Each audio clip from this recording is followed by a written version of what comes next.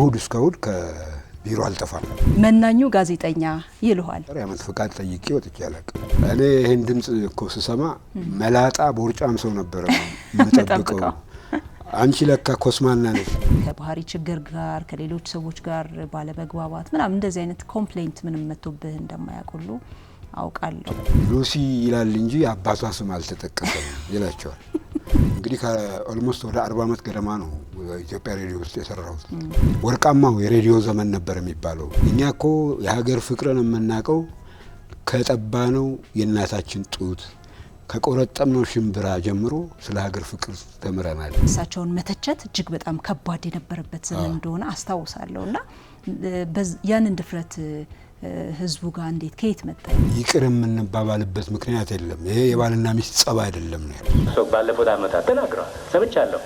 ስለምን? ስለ ኪኒን መዋጥ። አዎ። እንዴት ናችሁ? የኤንቢሲ የቅዳሜ ከሰዓት ልዩ የመዝናኛ ዝግጅታችን የእንግዳ ሰዓታችን ላይ ነው የምንገኘው። ተመልካቾች እንደ ወትሮ ሁሉ ዛሬም አንድ ልዩ እንግዳ ይዤላችሁ መጥቻለሁ። ላለፉት 4 አስርት ዓመታት በኢትዮጵያ ሬዲዮ በጋዜጠኝነት ሙያ አገልግሏል። በተለይ ደግሞ ማንነት ሲፈተሽ እንዲሁም ደግሞ ከሳይንስ ማህደር የተሰኙ ፕሮግራሞችን በጣም እጅግ በጣም በዘመኑ የሚወደዱ ሳምንታዊ ሬዲዮ ፕሮግራሞችን በማዘጋጀት በማቅረብም እናውቀዋለን። ከዛ ባለፈም ደግሞ ጊዜውን የፖለቲካ ትኩሳት ሀገራዊ አጀንዳዎችን በልዩ ሁኔታ ወቅታዊ የተሰኘ ፕሮግራምም በማዘጋጀት እናውቀዋለን። ዜናም ያነባል። እጅግ በጣም የሚያምር ድምጽ ነው ያለው። 2 መጽሐፍቶችን ለተደራሲያን አበርክቷል። የአቢሲኒያ ፈርጦች እንዲሁም ደግሞ ማንነት ሲፈተሽ የተሰኙ። ታዲያ በቅርቡ ደግሞ እንዲሁ ጓደኞቹ የምስጋናና የእውቅና መርሃ ግብር አዘጋጅተውለታል። ለሱም ብቻ አይደለም፣ ለትግረኛ ቋንቋ ጋዜጠኛ አዲስ አለም ሀድጉ በልሁ ተረፈ ጋዜጠኛ የዛሬው የቅዳሜ ከሰዓት ልዩ የመዝናኛ ዝግጅት እንግዳ አድርገናል። አብዝታችሁ ታተርፉበታላችሁ። አብራችሁን ሁኑ። ጋዜጠኛ ጋዜጠኛ ጋዜጠኛ እንኳን ደህና መጣ በልሁ። እንኳን ደህና ቆየሽ። ያው አንተ ብዬ ነው የምቀጥለው። ምክንያቱም ያው ለተግባቦቱ መሳለጥ አንድ ጋዜጠኛና አርቲስት አንቱ አይባል። አዎ ምክንያቱም ያው ሰው በአንድም ሆነ በሌላ ተከታዮች ቅርብ ናቸው ላንተ። የቅርብ ሰው ደግሞ ያው አንቱ አይባልም። በዚህ እንስማማለን ብዬ አስባለሁ። በደንብ እስማማለሁ። መልካም። ጋዜጠኛ በልሁ ተረፈን ሳስብ ሁልጊዜ አእምሮ ውስጥ የሚመጣው አንድ ነገር ነው። ቅጽል ስምህ ማለት ነው። በጓደኞችህ ቅጽል ስም ተሰጥቷል። ምናልባት ታውቀዋለህ ስምህን? ግልጽ ነው። አላውቀውም። አታውቀውም? መናኙ ጋዜጠኛ ይልዋል። ኦኬ። አታውቀውም? አላውቀውም። ዛሬ መስማት። ኦኬ። ያው መናኙ ጋዜጠኛ ይባላል ብለውኛል። አንዳንድ መረጃዎችንም እንደዚሁ ሳሰባስብ ነበረ ስላንተና በጣም ለሙያው እጅግ በጣም የተሰጠ በጣም ዴዲኬትድ የሆነ ብዙ ጊዜውን ለጋዜጠኝነት ሙያ የሚሰጥ ነው ብለውኛልና ምናልባት የሚዲያው ካልቸሩ አስገድዶ ነው እንደዛ ይሆንከው ወይስ በራስ ምክንያት? እስቲ ስለሱ ትንሽ ነገር። ራሴ ምክንያት ነው። በተለይ ሙያውን በጣም ስለማፈቅረው ከልጅነት ጀምሮ ያደኩበትም ስለሆነ እና እዛ የስራው ባህሪም በጣም ደስ ስለሚለኝ አስገዳጅ ነገር የለም። በራሴ ፍላጎት ነው። እዛ አካባቢ አቡነ ጴጥሮስ ጀምረን እስከ ዘነበ ወርቅ በኋላም እዚህ ብሔራዊ ቲያትር እስከመጣንበት ጊዜ ድረስ ከእሁድ እስከ እሁድ ከቢሮ አልጠፋም ነበር። ከእሁድ እስከ እሁድ ከእሁድ እስከ እሁድ ቢሮ ወይም ከቢሮ ቤት ከቤት ቢሮ ግን ከእሁድ እስከ እሁድ እስከ ማታ 2 ሰዓት 3 ሰዓት ድረስ አልጠፋም ነበር። ዜና ንባብ ሲኖር ደግሞ እስከ 5 ሰዓት እና አምሽተን እናነባል። እንደው የተለየ ምክንያት ገጥሞ ካልሆነ በስተቀር ምንም አብሰንት ሆነ አታውቅም ማለት ይቻላል? በጭራሽ። ፍቃድ እንኳን ብዙ ጊዜ አልወስድም። የአመት ፍቃድህንም ነው? የቤተሰብ ችግር ምናምን ካላጋጠመ በቀር የአመት ፍቃድ ጠይቄ ወጥቼ አላውቅም። በጣም የሚገርም ነው። እስቲ ወደ ኋላ መለስ ስንበል በእናንተ ጊዜ የነበረው የሚዲያ ካልቸር ምን ይመስላል? የጋዜጠኝነት ሙያው ራሱ ቀለሙ ምን ይመስላል? የዲሲፕሊኑ ሁኔታም ሊሆን ይችላል፣ ካለቆች ጋር ያለም ግንኙነት ሊሆን ይችላል። ያለውን ነገር እስቲ እንደው አጫውተን። እንግዲህ እኔ የገባሁት በ1975 ዓመተ ምህረት ሚያዝያ ወር ነው የተቀጠርኩት። ስቀጠር በቋሚ ፍሪላንስነት ነው የገባሁት። በፍሪላንስነት እስከ 8 አመት ሰርቻለሁ። እኔ በገባሁበት ጊዜ የነበሩ አንጋፋ ጋዜጠኞች አሉ። እና በዓሉ ግርማ፣ እነ ታደሰ ሙሉነህ፣ እነ ንጉሴ አክሊሉ፣ አዲሱ አበበ ቪኦኤ የሚሰራው ማለት ነው። እነዚህን የመሳሰሉ በጣም አንጋፋ ጋዜጠኞች የነበሩበት ጊዜ ነው። በጣም የመግባባት ተግባብቶ የመስራት ሁኔታዎች በጣም በሰፊ ይታዩ ነበር። በተለይ የነበሩት አንጋፋ ጋዜጠኞች ሙያቸውን ለማካፈል ልምዳቸውን ለማካፈል በጣም የሚተጉ የሚጥሩ ናቸው። ሲጀመር እኔ ሃይ ስኩል እያለሁ 11 እና 12ኛ ክፍል በነበርኩበት ጊዜ ተማሪ ሆኜ ማለት ነው ለአዲስ ዘመንና ለዛሬቱ ኢትዮጵያ ጋዜጣ እጽፍ ነበር። ያንን መነሻ በማድረግ በጊዜው የነበረው መሬድ በቀለ ይባላል ዋና አዘጋጁ የአዲስ ዘመን፣ የዛሬቱ ደግሞ ስሜነህ መኮንን ይባላል። ከዛ 1 2 3 አርቲክሎች ከሰጠው በኋላ ሁኔታውን አይተው እነሱ ርዕስ እየሰጡኝ መጻፍ ጀመርኩ። የሚከፈልሽ በጣም ትንሽ ነው። ስንት ነበር? በአምድ ተለክቶ እስከ 200 ብርም አይሞላም 175 ብር ምናምን ነበር የሚሰጡኝ። ከዛ ያንን መነሻ አድርጌ የሰራኋቸውን የጽሁፍ ስራዎች ይዤ አቡነ ጴጥሮስ ሄጄ ማመልከቻ አስገባው። ፍላጎቱ ስለነበረኝ የሬዲዮ ከአንድ ሳምንት በኋላ አድራሻ ወስደው ስልክ ደውለው በፍሪላንስነት ኢትዮጵያ ሬዲዮ ተቀላቅለሃል ተባልኩ። ስገባ መጀመሪያ ወደ ፕሮግራምና ድምጽ ስራ ላይ ነው የገባሁት። የስነ ጽሁፍ ክፍል የሚባል ነበር። ምንድነው የሚሰራው? ስነ ጽሁፍ ክፍል ለፕሮግራም የሚሆኑ አርቲክሎችን ያዘጋጃል። የሚጠየቅ ይሄ ይዘጋጅ የሚባል ነገር ካለ በዚህ ዙሪያ ጻፉ እንባላለን። በወቅታዊ የሀገሪቱ ጉዳዮች ላይ ፕሮፓጋንዳ ጽሁፎችን እንጽፋለን። ኮንቴንት ክሬተር እንደሚባለው አሁን ማለት ነው። በኋላ ፈርሷል ያ ክፍል አስፈላጊ አይደለም በሚል በጊዜው እዛ ክፍል ውስጥ የነበረው መርሴ ሀዘን አበበ የሚባል ነበር የስነ ጽሁፍ ክፍል ኃላፊው። ከነሱ ጋር ነው የሰራሁት። አቶ ብርሃነ ከበደ የሚባል እሱም አለ እዛ ክፍል ውስጥ እንሰራ ነበር። ስለዚህ እዛ እየሰራሁ እያለ ነው እንግዲህ ወደ ፕሮግራም ወደ ዜና አንባቢነት የሄድኩት ወደ ድምጽ የሄድኩት። እስቲ አጋጣሚውን ንገረን። በአጋጣሚ ነው አይደል? ዜና አንባቢ አጋጣሚ ነው። ምን ይሆናል የማታ ዜናና መኮንን ነበር አንባቢው። እሱ ይቀራል። ሌሎች አንባቢዎች በአካባቢው የሉም።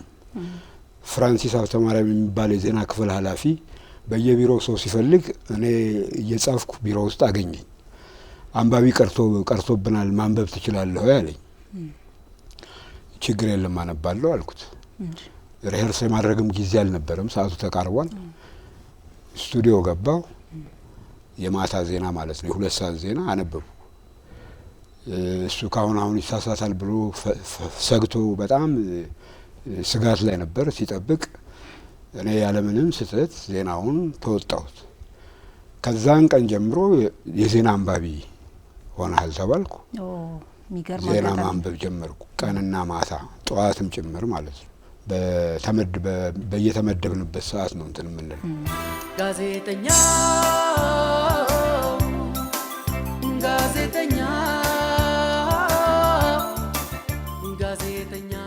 ወጣቶች ፕሮግራም ቅዳሜ ከሰዓት በኋላ የሚቀርብ ለወጣቶች የሚል ፕሮግራም ነበረን። እዛ ላይ መስራት ጀመርኩ። በጊዜ ሂደት ወደ እሁድ ከሰዓት በኋላ ዝክረ ሰንበት የሚል ተማሪዎችን የምናወዳድርበት መስክ እየወጣን ማለት ነው። ተማሪዎችን የምንሸልምበት የምናወዳድርበት የጥያቄና መልስ ውድድር የምናቀርብበት ፕሮግራም ነበር። እዛ ላይ እኔ ታምራት አሰፋና ደምሴ ዳምጤ ነበርን የምንሰራው። ለተወሰነ ጊዜ ከፍ ያለው አዘዝም አብሮን ሰርቷል። በዛ ሂደት በቀጥታ ወደ እሁድ ጠዋት ሄድኩ። እሁድ ጠዋት ላይ በተለይ ማንነት ሲፈተሽ የሚል ፕሮግራም እየሰራ ማቅረብ እሱ ነው በደንብ የምትታወቀው። በጣም በጉጉት የሚጠበቅ ነው። በጣም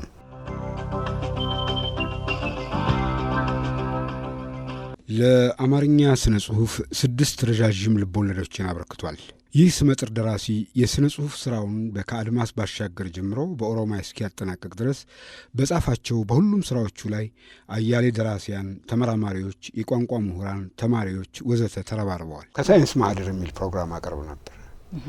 ከሳይንስ ማህደር ከአድማጮች ለሚመጡ ጥያቄዎች፣ ሳይንሳዊ ጥያቄዎች መልስ የሚሰጥ ፕሮግራም ነው። ለረዥም ዓመት በጣም ብዙ አድማጭ ያለው አብዛኛውም አድማጭ የሚያቀኝ በሱ ፕሮግራም ነው ብዬ ገምታለሁ። እዛ ስሰራ ቆየሁ። በዚህ ሂደት እንግዲህ እሁድ ጠዋት ላይ እየሰራው እያለ ወደ ውጭ የመውጣት እድል አጋጠመኝ። ዶቼ ቬሌ ጀርመን ለአንድ ዓመት ሰራው። ወደ ሀገር ተመለስኩ።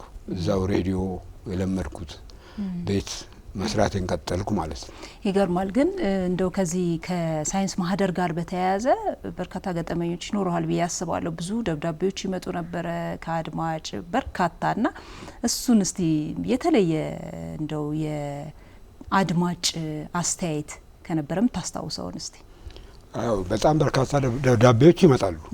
በተለይ ፕሮግራሙ በተማሪዎችና በመምህራን የሚወደድ ፕሮግራም ነው።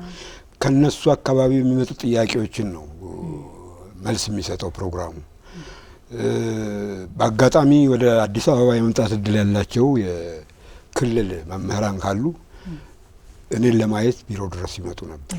አስጠርተው ያገኙኛል እና አድናቆታቸውን ይገልጹልኛል። ተማሪዎችም እንደዚሁ እና በዚህ ሁኔታ ነው ያሳለፍኩት። ግን ረዥም ጊዜ የሰራሁት ፕሮግራምና አድማጭ የሚያቀኝ በዚህ በሳይንስ ማህደር ፕሮግራም።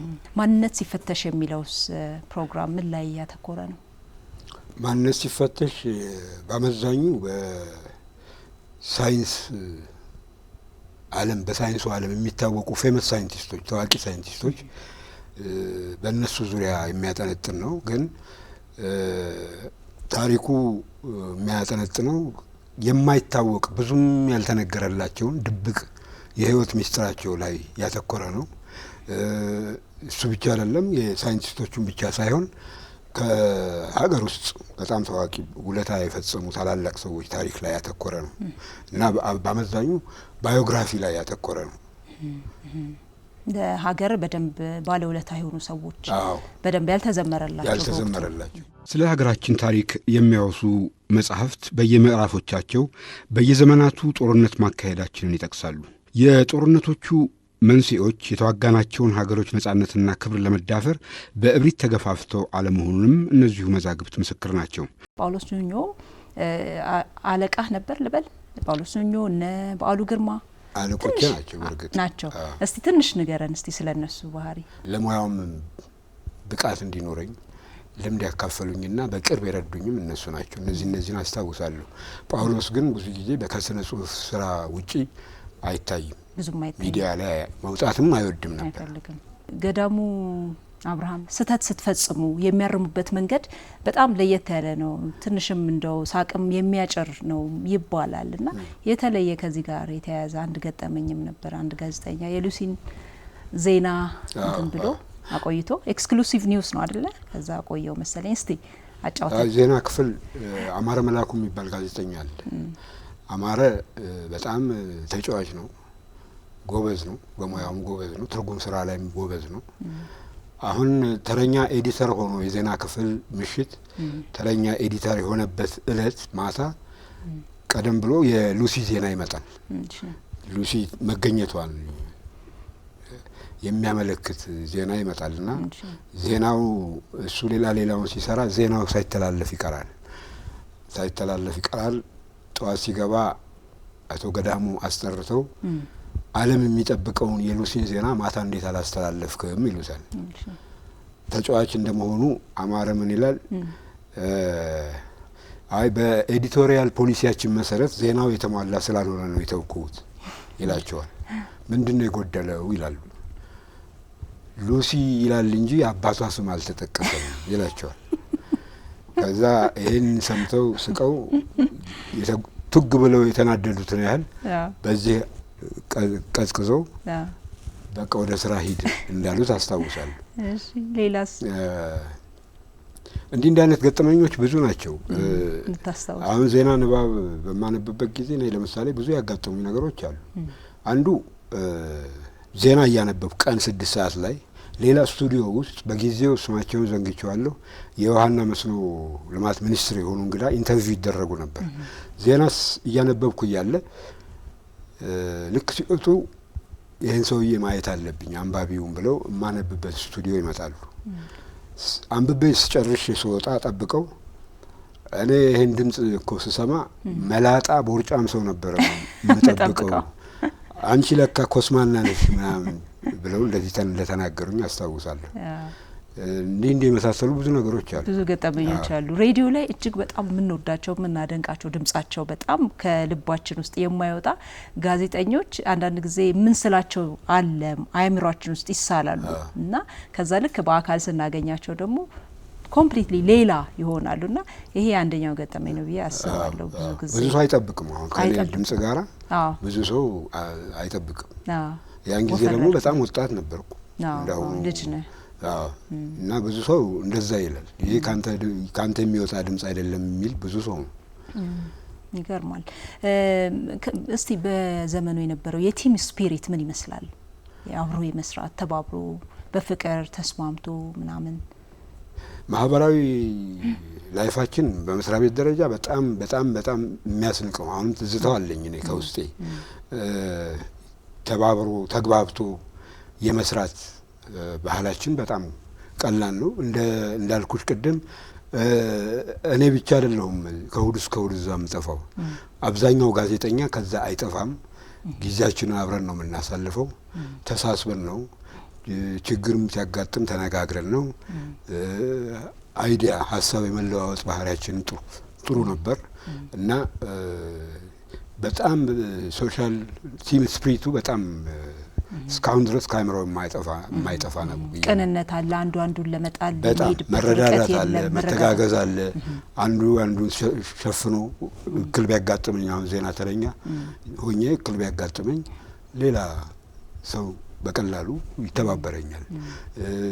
ሪፖርት ተመድቤ እክል ቢያጋጥመኝ ሌላ ሰው ይሸፍንልኛል። እንዲህ አይነት ትብብሮች በጣም ጠንካራ ነበረ። በተለይ ሬዲዮ አንተ ላይ ምንም አይነት ኮምፕሌንት ቀርቦ እንደማያውቅ ለረጅም አመታት ነው እንግዲህ ኢትዮጵያ ሬዲዮ የሰራኸው እና ይሄ ከባህሪ ችግር ጋር ከሌሎች ሰዎች ጋር ባለመግባባት ምናምን እንደዚህ አይነት ኮምፕሌንት ምንም መጥቶብህ እንደማያውቅ ሁሉ አውቃለሁ።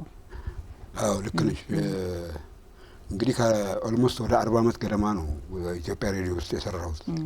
አንድም ጊዜ በስህተት ተጠይቄ አላውቅም። አንድም ጊዜ። ሁለተኛ ሰዎች እኔ ላይ ቅሬታ አቅርበው አያውቁም። እኔም ሰዎች ላይ ቅሬታ አቅርቤ አላውቅም። ምንም በንጽህና ነው እድሜን የጨረስኩት የኢትዮጵያ ሬዲዮ ውስጥ።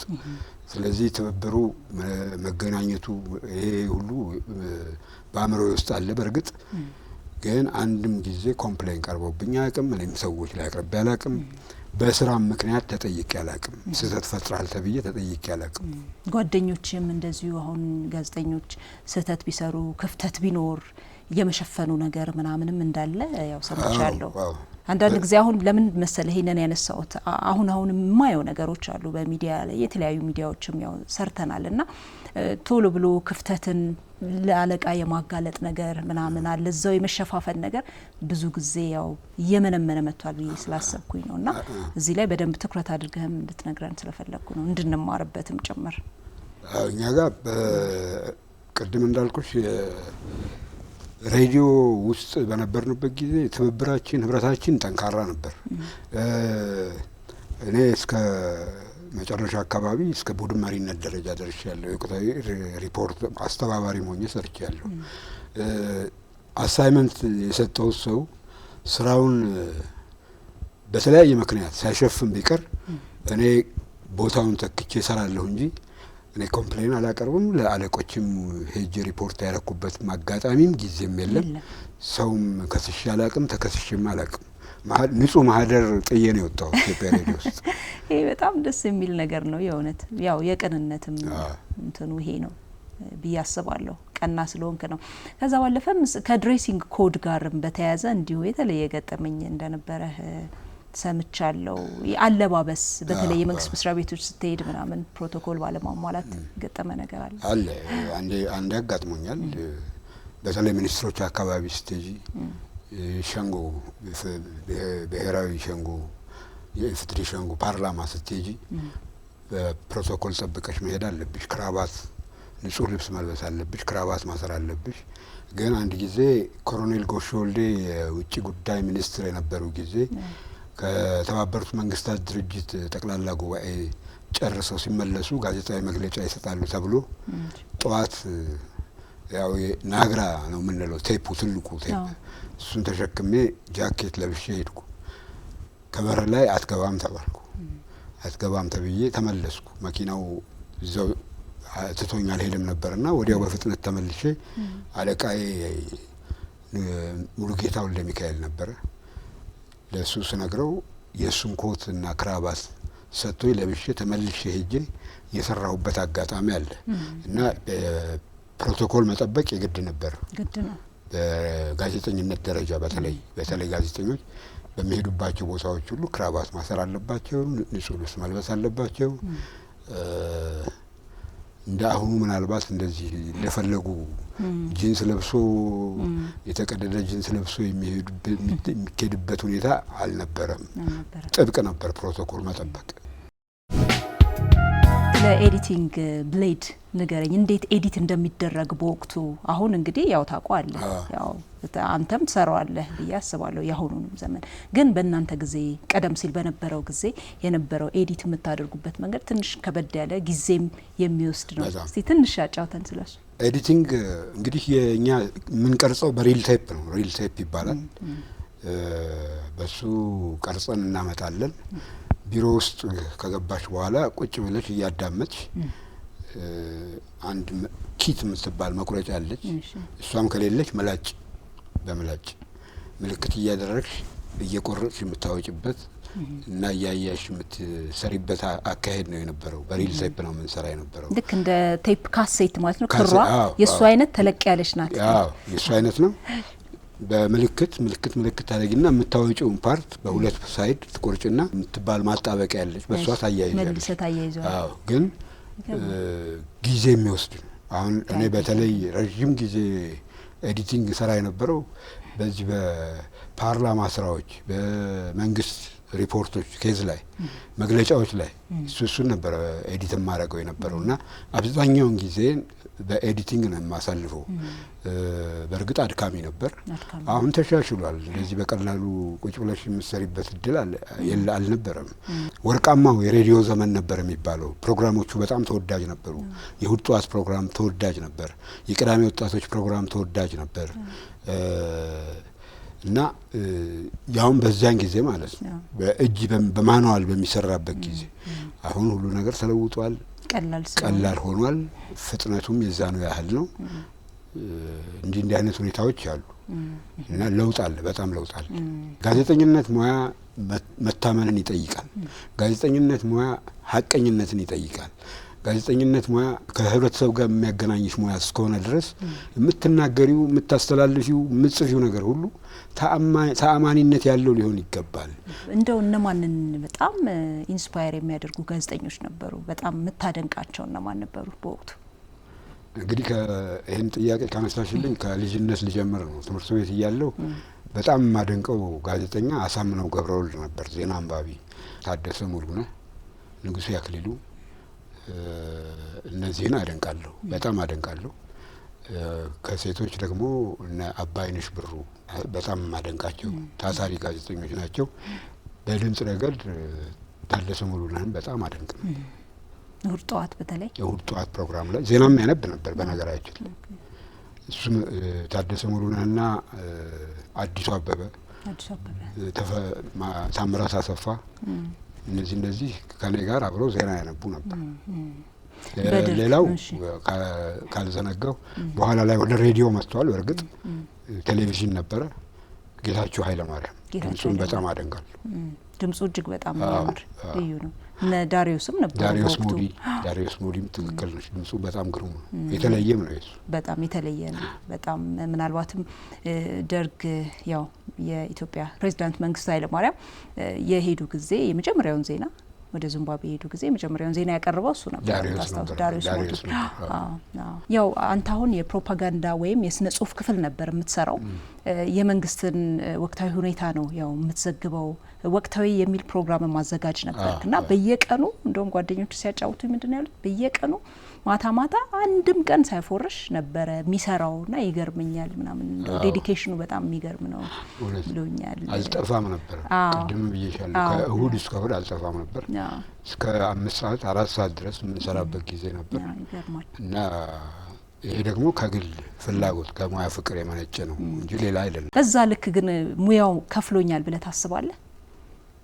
የኋላ ከፍሎኛል። በፊት እኔ ሲጀመር ስቀጠር እኮ በ285 ብር ነው ስራ የጀመርኩት። ለረጅም ጊዜ ወደ 8 አመት ያህል በ285 ብር ነው ስራ የነበረው። ከዛ በኋላ በእድገት ወደ 347 ገባው።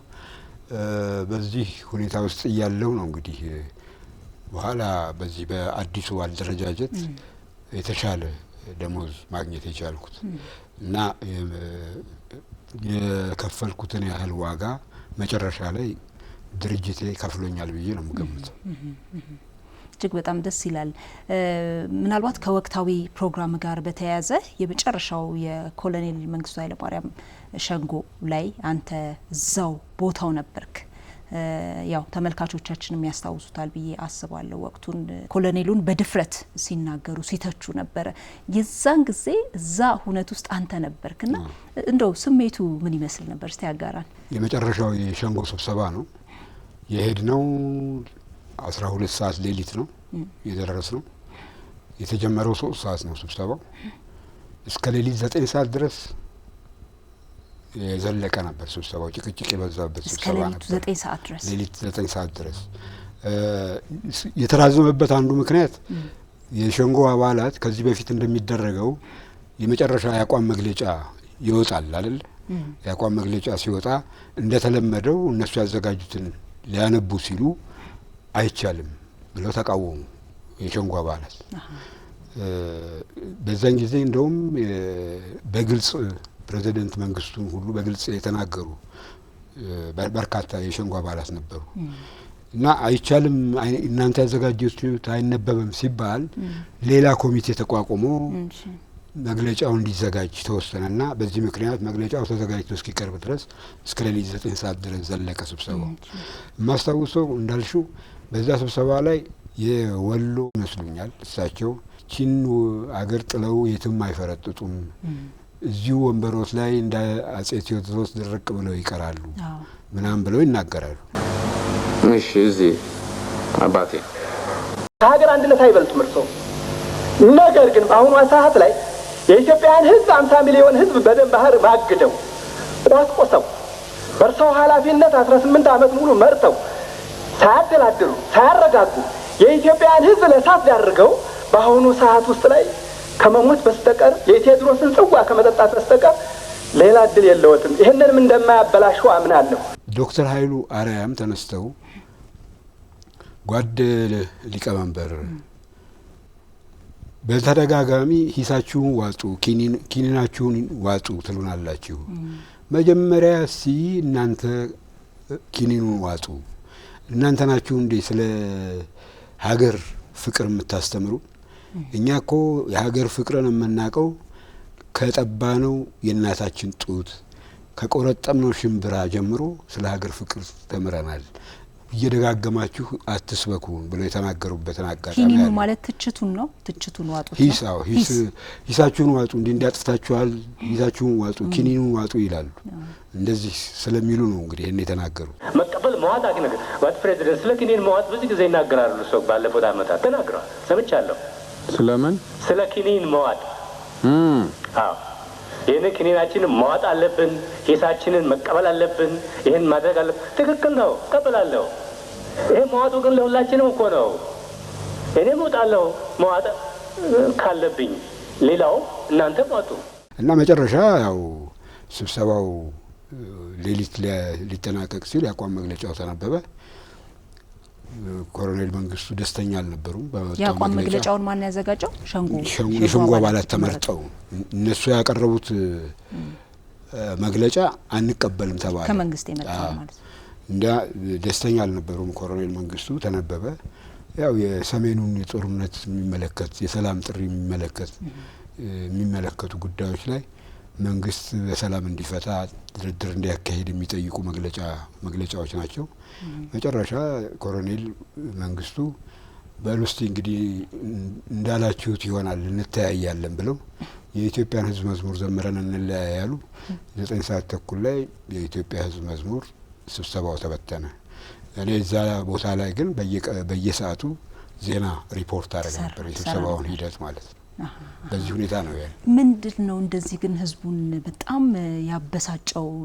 ኮሎኔል መንግስቱ ኃይለማርያም ፊት ቆመህ እሳቸውን መተቸት እጅግ በጣም ከባድ የነበረበት ዘመን እንደሆነ አስታውሳለሁና ያንን ድፍረት ህዝቡ ጋር እንዴት ከየት መጣ የሚለውን ነገር እንደው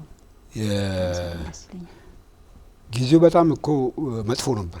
ሰሜኑ የኤርትራ ጦርነት በጣም የተፋፋመበት ጊዜ ነበር። ወደ መጨረሻው አካባቢ ማለት ጦርነቱ እንዲቆም ከውጭም ከውስጥም ግፊት የሚደረግበት ጊዜ ነበር። የመንግስት አቋም የደርግ አቋም ደግሞ የኢሰፓ አቋም ደግሞ በድርድርና በውይይት እንዲፈታ አይፈልግም። ኤርትራ ከኢትዮጵያ መገንጠል የለባትም የሚል ጽኑ አቋም ነው የያዘው። የቀረበው የአቋም መግለጫ ደግሞ በሰላማዊ መንገድ በድርድር ይፈታ የሚል ነው። ይሄ አልተስማማቸውም ኮሎኔል መንግስቱ። በዚህ ምክንያት ነው የተበሳጩት ይመስለኛል። እና ደግሞ ያልጠበቁትም ስብሰባ ነበር። ሁሉም ተናጋሪ በድፍረት እሳቸውን ይናገር የነበረበት ስብሰባ ነበር ሸንጎ። እና የአጋጣሚ ነበር የነበረው። ፕሮፌሰር መስፍን ወልደ ማርያምስ እዛው ነበሩ አይደል? ይመስለኛል ባረሳ ይመስለኛል።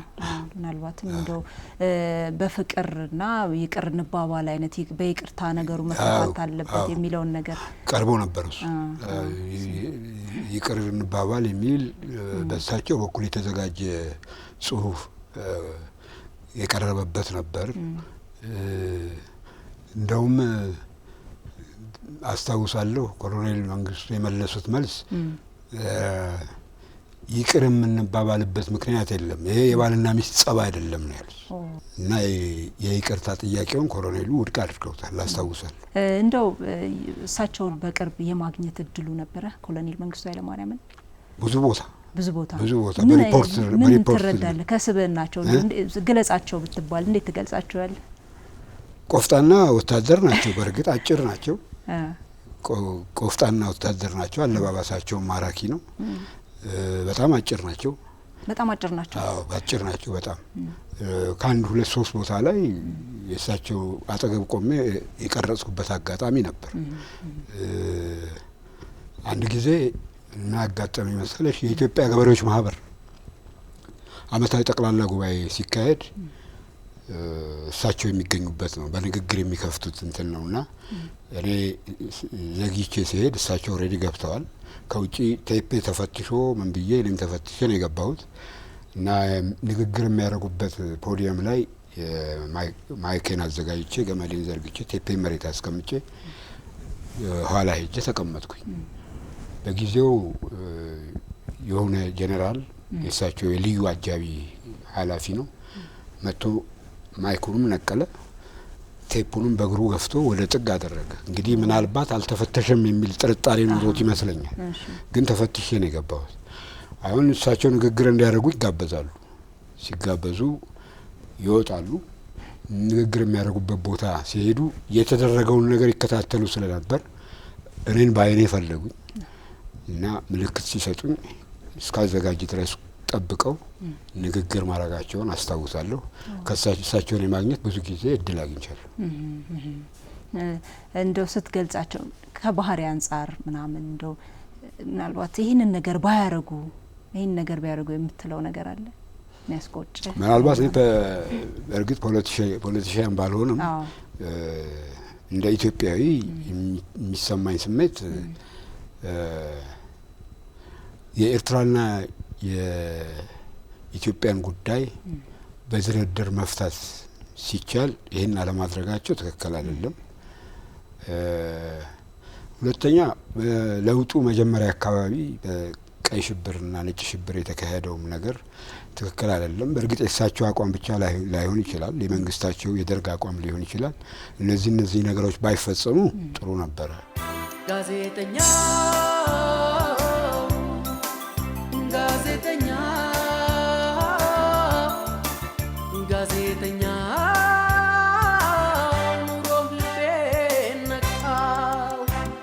እስቲ ወደ አሁን ደግሞ እንምጣ። ጓደኞች በራሳቸው ተነሳሽነት ነዝራንም ጨምሮ ነሸቱ ገለቱንም እንዲሁ ጨምሮ የእውቅናና የምስጋና መርሃ ግብር የጋቢ ማልበስ መርሃ ግብር አድርገውልሃልና እንደው የምትገምተው ነገር ነበረ ወይስ ምንም ፍጹም ከግምትህ ከጠበቀው ውጪ ነበር? እሺ ይሄ ጥሩ ጥያቄ ነው። በነገራችን ላይ አሁን በቅርቡ ከተደረገልኝ የምስጋና እና የእውቅና ስነ ስርዓት በፊት ከዚህ በፊትም በበጎ ሰው ተሸላሚ ነበርኩ። የበጎ ሰው ተሸላሚ ሆኛለሁ። ከሱ ቀጥሎ ደግሞ የዓለም የሬዲዮ ቀን ሲከበር የህይወት ዘመን አገልግሎት ሽልማት ተቀብያለሁ። አሁን በነሸቱ በኩል የተደረገው የምስጋናና እውቅና ስነ ስርዓት ግን ይኖራል ብዬ አልጠበቅኩም። በጣም አስገርሞኛል፣ ደስም ብሎኛል። ብዙ የምጠብቀውም ነገር የለም። እውቅና ማግኘት በራሱ በቂ ነው ብዬ ነው የምገምተው። ምስጋና ማግኘት በቂ ነው ብዬ ነው የምገምተው። እንደውም ወደ ኋላ ይህን ያህል ሰርቻለሁ ወይ የሚል ጥያቄ ውስጥ ሁሉ ከቶኛል እና የተደረገልኝ ምስጋናና እውቅና ሽልማት በጣም ከጠበቅከው በላይ ነው። ከጠበቅኩት በላይ ነው የሆነ። ስሜቱ እንዴት ነበር? ያው ደስታ ነው እና ለዚህ መብቃት በራሱ ትልቅ ነገር እንደሆነ ነው ፊል ያደረኩት። ብዙ ጊዜ ያው እኛ ኢትዮጵያውያን የተለመደ ነገር አለ እንደ ትክክል ሰው ካለፈ በኋላ ምናምን ምስጋናው ምኑም የሚቸረው ከዛ በኋላ ነውና ሰው በህይወት እያለ እንደዚህ ምስጋና እንደዚህ ሰርተሃልና ቴንኪዩ መባል ይሄ ቀላል ነገር አይደለም። ትልቅ ግምትም የሚሰጠው ነው ብዬ አስባለሁ። ልንለማመደውም የሚገባ ነው ብዬ አስባለሁ። በጣም ያልተለመደ ነው። ከዚህ በፊት እኮ ላለፉት አመታት በሙያም ላይ በነበርንበት ጊዜ አገልግለው አስተዋሻቸው መጨረሻ ህይወታቸው ያለፉ ብዙ አንጋፋ ታዋቂ ሰዎች አሉ። ይሄ አሁን የተጀመረው ልምድ ግን በጣም ሊጠናከር ይገባል። በህይወት እያለሽ መደሰት ትልቅ ነገር ነው። በህይወት እያለሽ መመስገን፣ እውቅና ማግኘት ትልቅ ነገር ነው። በጣም ትልቅ እድልም ነው እና በዚህ እኔ በጣም ደስተኛ ነኝ። ሊለመድ ግን ተጠናክሮ ሊለመድ ግን ይገባል ነው እና በዚህ አጋጣሚም ይሄን ስነ ስርዓት አዘጋጅተው ላስተዋወቁኝ ምስጋናቸውን ላቀረቡልኝ የኮሚቴ አባላት በጣም ምስጋና ላቀርብ እፈልጋለሁ። መልካም ይሰሙታል ብዬ አስባለሁ። መልካም ምናልባት መጨረሻ ላይ ላነሳው የምፈልገው ጥያቄ አሁን ምን ላይ ነው ያለው? ጡረታ ላይ እንደሆን ካውቃለሁ፣ ግን ከሙያው ጋር በተገናኘ የምትሰራው ስራ አለ ወይ የሚለውን አንሳ። አሁንም ጡረታዬን በ2014 ነው ጡረታ የወጣሁት፣ ግን ከጡረታ በኋላም አሁንም እዛው ኢትዮጵያ ሬዲዮ ላይ እየሰራው ነው። አንድ አክሲዮን ማህበር አለን። እሱ በእሱ አማካይነት የሚቀርብ የማምሻው ሰው የሚል በሳምንት አንድ የሚቀርብ የ30 ደቂቃ ፕሮግራም አለ። መቼ ነው? ማክሰኞ ቀን 5 ሰዓት ነው፣ 5 ሰዓት ተኩል ነው የሚቀርበው። ፕሮግራሙ የሚያተኩረው ጡረታ ላይ ስለሚገኙ አረጋውያን ህይወት አሁን ምን ላይ ናቸው የሚል ለማስታወስ የሚዘጋጅ ፕሮግራም ነው። ወጣቱ ትውልድ ከነሱ ልምድና ተሞክሮ እውቀት እንዲቀስም በማሰብ እየተዘጋጀ የሚቀርብ ፕሮግራም ነው። አሁንም ስራ አልፈታውም ነው። ስራ አልፈታም። እጅግ በጣም ደስ ይላል። ጋዜጠኝነት እኮ ሱስ የሚያስይዝ ሙያ ነው። ከሙያው መውጣት በጣም ከባድ ነው ብዬ ነው ማስበውና እዛው ስራ ላይ መሆን እጅግ በጣም ደስ የሚል ነው ብዬ አስባለሁ። በመጨረሻ እንግዲህ ያው አሁንም ስራ ላይ ስለሆንኩ ደስተኛ ነኝ። በጣም ደስ ይላል። የጤና ችግር ካላጋጠመኝ በቀር አሁንም ስራዬን መጻፌን እቀጥላለሁ። ይሄን ለማለት ነው። ምናልባት እንደው ተመልካቾቻችንም ሊጠብቁት የሚችሉት ነገር አለ ብዬ አስባለሁ። አንተ አሁን ዜና አንባቢ ነህ፣ ሌሎችም ስራ ያው ወቅታዊ ላይ ቀደም ሲል ገልጬዋለሁና ዜና በተለይ ግን ስታነብ ድምጽ በጣም የሚወደድ ስለሆነ የተወሰነ እንደው የመጀመሪያውን ፓርት ልክ እዛው ዜና እንደምታነብ አክት እያደረክ እንደው ብትሰራልን ደስ ይለኛል። ዜናው በእጅ ቢይዘው ጥሩ ነው። እንደው መግቢያውን እንደው መጨረሻውን እንደው የተወሰነ ነገር የቀን 6 ሰዓት ዜናችንን ይዘን ቀርበናል። ኢትዮጵያ ሬዲዮ ነው። ከእለቱ ዜና ጋር በልሁ ተረፈ ነኝ። አብራችሁ እንድትቆዩ እጋብዛለሁ። በመጀመሪያም አርዕስተ ዜና። ደስ ይላል።